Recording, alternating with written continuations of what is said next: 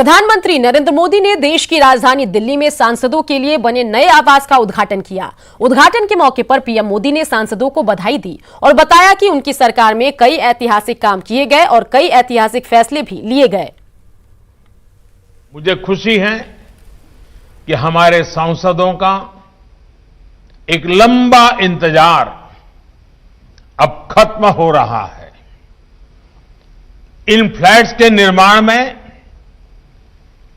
पर्यावरण का ध्यान रखा है, एनर्जी कंजर्वेशन के उपाय हो, सोलर प्लांट हो, सीवेज ट्रीटमेंट प्लांट हो, ग्रीन बिल्डिंग के ये कंसेप्ट इन भवनों को और आधुनिक बनाते हैं। साथियों, मैं लोकसभा अध्यक्ष जी, लोकसभा सचिवालय और इसके निर्माण से जुड़े अर्बन डेवलपमेंट मिनिस्ट्री हो, अन्य विभाग हो, सबको बधाई देता हूं कि उन्होंने इतने कम समय में इस बढ़िया सुविधा का निर्माण करवाया है। 23 वर्षों के लंबे इंतजार के बाद डॉक्टर अंबेडकर इंटरनेशनल सेंटर का निर्माण इसी सरकार में हुआ।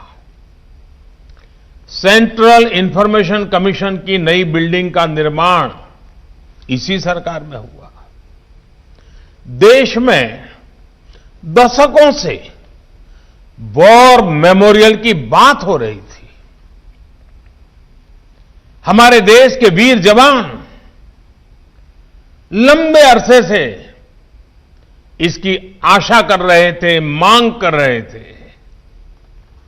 देश के वीर शहीदों की स्मृति में इंडिया गेट के पास वॉर मेमोरियल का निर्माण भी, उसे करने का भी सौभाग्य हमारी सरकार को मिला।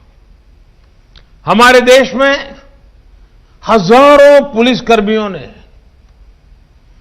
कानून व्यवस्था बनाए रखने के लिए अपना जीवन दिया है। हजारों पुलिस के जवान शहीद हुए हैं। उनकी याद में भी नेशनल पुलिस मेमोरियल का निर्माण भी इसी सरकार के द्वारा हुआ। पिछली 16वीं लोकसभा ने पहले की तुलना में 15% ज्यादा बिल्स पास किए। 70वीं लोकसभा के पहले सत्र में तय समय से 135% काम हुआ। राज्यसभा ने भी 100% काम किया। ये परफॉर्मेंस पिछले 2 दशकों में सबसे ज्यादा है। पिछली सर्दियों में भी लोकसभा की प्रोडक्टिविटी 110% से ज्यादा रही है। पहली बार जम्मू कश्मीर में अब करप्शन के खिलाफ काम हो सके ऐसे कानून बन पाए हैं।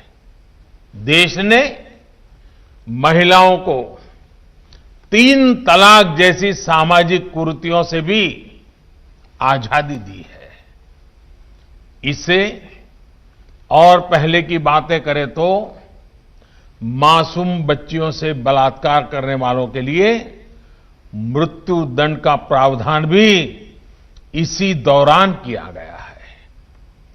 आधुनिक अर्थव्यवस्था के लिए जीएसटी, इंसॉल्वेंसी और बैंक्रप्सी कोड जैसे कितने ही बड़े बड़े निर्णय हुए हैं। इसी तरह भारत की जो संवेदनशील पहचान रही है, उस कमिटमेंट को पूरा करते हुए हम सब ने मिलकर नागरिकता संशोधन कानून भी पास किया है। कोरोना का संक्रमण एक बार फिर तेजी से फैल रहा है। कई राज्यों में रोजाना 1000 से ज्यादा मरीज सामने आने लगे हैं। सबसे ज्यादा खराब हालत दिल्ली की है। वहीं संक्रमण के मामले में महाराष्ट्र और केरल भी पीछे नहीं हैं।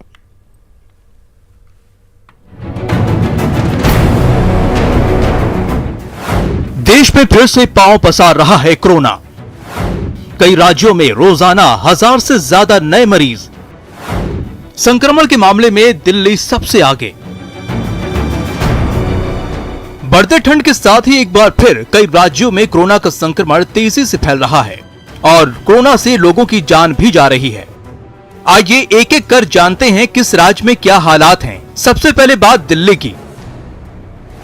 बीते 24 घंटे में ही दिल्ली में कोरोना के कुल 6746 मामले सामने आए हैं, जबकि दिल्ली में 22 नवंबर को ही कुल 121 लोगों की मौत हो गई है। दिल्ली में अभी हालात ये हैं कि रोजाना 100 की औसत से लोगों की जान जा रही है। प्रदेश में कोरोना के ताजा हालात को देखते हुए सुप्रीम कोर्ट ने भी सख्ती दिखाई है और दिल्ली के साथ ही दूसरे राज्यों से भी रिपोर्ट मांगी है और कहा है कि राज्यों ने तैयारी नहीं की तो दिसंबर में स्थिति बहुत भयावह हो सकती है। दिल्ली के बाद आइए जानते हैं महाराष्ट्र के क्या हालात हैं। महाराष्ट्र में पिछले 24 घंटों में 5753 पॉजिटिव केस मिले हैं, जिसमें अकेले मुंबई के 1135 कोरोना के नए मरीज शामिल हैं। महाराष्ट्र के बाद गुजरात के बारे में जान लीजिए। गुजरात में 24 घंटे में 1495 नए कोरोना के मरीज मिले हैं, जबकि गुजरात में 24 घंटे में कोरोना से 13 मरीजों की मौत हुई है। बात दूसरे राज्य की करें तो बीते 24 घंटे में केरल में कोरोना के 5254 नए केस सामने आए हैं, जबकि छत्तीसगढ़ में बीते 24 घंटे में कोरोना के 1748 नए मरीज मिले हैं। वहीं राजस्थान में बीते 24 घंटे में 3260 नए मामले सामने आए हैं। साफ है कोरोना का संक्रमण फिर से तेजी से फैलने लगा है। बावजूद इसके लोग लापरवाही बरत रहे हैं, इसलिए जरूरत है सतर्क रहने की ताकि टीका आने तक कोरोना की इस लहर पर काबू पाया जा सके। Bureau report, news 18 network.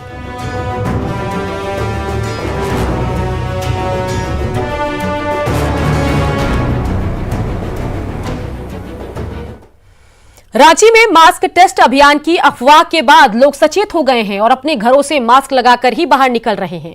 हालांकि अभी तक इस बात की पुष्टि नहीं हो पाई है कि राजधानी में ऐसा कोई टेस्ट ड्राइव चलाया जाएगा या नहीं। राजधानी के अल्बर्ट एक्का चौक का जायजा लिया है सहयोगी संजय कुमार सिन्हा ने। पिछले 2 दिनों से जिस बात की चर्चा और अफवाह सबसे ज्यादा है कि राजधानी रांची में आज से यानी सोमवार से मास्क टेस्टिंग ड्राइव चलेगा। हालांकि इसकी अभी तक कोई आधिकारिक पुष्टि नहीं है और न कोई आधार है। बावजूद इसका एक अच्छा संकेत यह जा रहा है कि लोगों ने सोशल मीडिया पर देखने के बाद लोग अपने घरों से मास्क पहनकर निकल रहे हैं। हम कुछ लोगों से बात करेंगे कि उसका कितना असर पड़ा है इस चर्चा अफवाह का। आप लोग घर से निकले, क्या ऐसा कोई मैसेज आपने देखा है?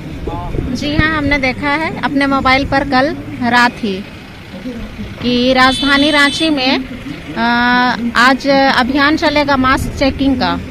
तो फिर अभी वैसे भी अभी सुबह का समय है तो लोग अभी जागरूक हो रहे हैं। कल ही रात में सभी लोगों ने मैसेज देखा है, तो आज जिनके पास नहीं भी हैं वो लोग भी खरीद रहे हैं, जिनके पास है वो लगा करके ही घर से निकल रहे हैं। और वैसे आजकल प्रदूषण बहुत ज्यादा बढ़ गया है। तो सोशल मीडिया पर हम कल में ही देखे व्हाट्सएप के माध्यम से और फेसबुक के माध्यम से कि आज से 30 दिन तक मास्क चेकिंग अभियान चलेगी और ये बहुत ही अच्छी पहल है जनता के लिए कि कोरोना काल में अगर इस तरह का पहल हो तो लोग बीमारी से बचेंगे और बहुत सारा ऐसे वायरस से भी बचेंगे। चर्चा और अफवाह जो भी हो, लेकिन इसका एक सकारात्मक संदेश जरूर गया है। दरअसल इसके पीछे एक वजह यह रही कि छठ घाटों पर जो भीड़ उमड़ी थी उसके बाद से संक्रमण का खतरा बढ़ने का एक आशंका जताई गई थी और जिसके बाद सोशल मीडिया पर यह खबर लगातार फैली कि राजधानी में सोमवार से मास्क टेस्टिंग ड्राइव चलाया जाएगा और जिसका असर आज आप देख रहे हैं कि ज्यादातर चेहरों पर मास्क नजर आ रहा है। कैमरामैन संत के साथ संजय कुमार सिन्हा, न्यूज़ 18 रांची। बिहार के माउंटेन मैन दशरथ मांझी आपको याद होंगे, जिन्होंने पत्नी प्रेम में 22 साल में पहाड़ काटकर रास्ता बनाया था। आज हम आपको झारखंड के दशरथ मांझी से मिलाने जा रहे हैं, जिन्होंने अपनी पत्नी के लिए पहाड़ का सीना चीरकर कुआं खोदा और पेयजल संकट दूर करके बेमिसाल बन गए।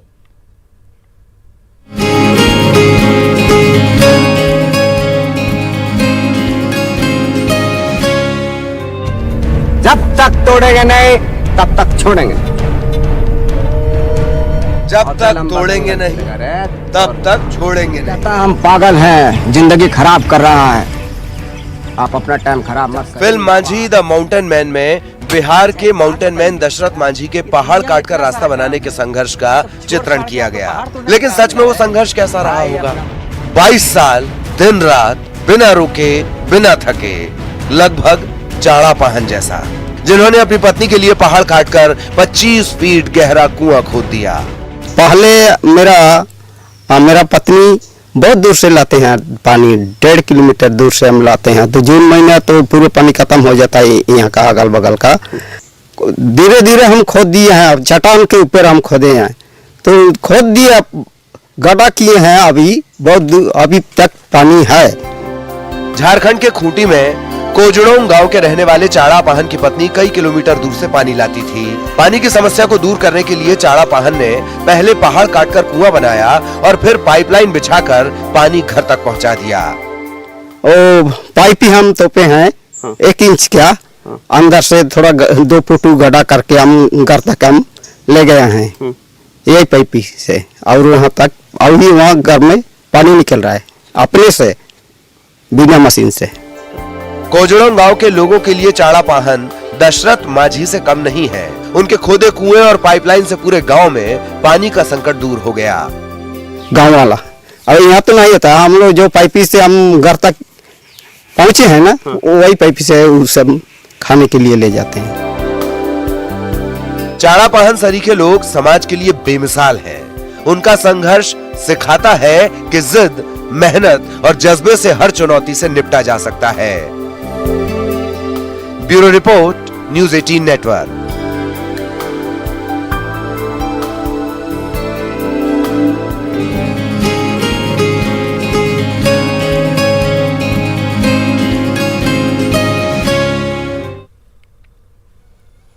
और इसी के साथ बुलेटिन में इतना ही, लेकिन आप बने रहिए न्यूज़ 18 बिहार झारखंड के साथ।